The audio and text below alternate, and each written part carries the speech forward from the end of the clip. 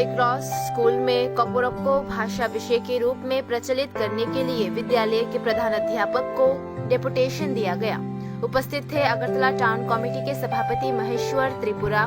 विजिता देवबर्मा, ननी किशोर त्रिपुरा और फुलांगचान Tripura.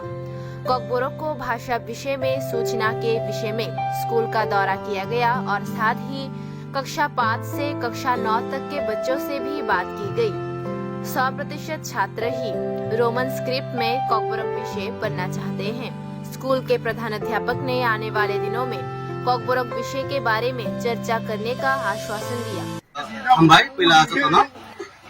ini jeng TSF di Student Federation nengai sini Korbok Holy Cross school jeng kaisa Kokborok subject na ti kisa jeng memorandum rupaika jeng memorandum jeng saimano Korbogo population jeng naikang ke maximum population 99% orang Kokborok sanai rokmang haipano sini school rogo Kokborok subject jeng phurungi jeng phurungjagya jeng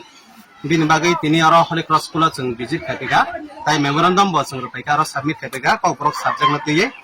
jeng aro sudah memorandum simin submit khlailia aro student rok bai bo jeng kok saka class 5 ni simin class 9 jora jeng student rok bai malaika aro student total student 269 hai tongmani aro 100% student rok no Kokborok subject pornani musungjago tai borok roman script bai pornani musungjago ingke jeng amono no jeng father no jeng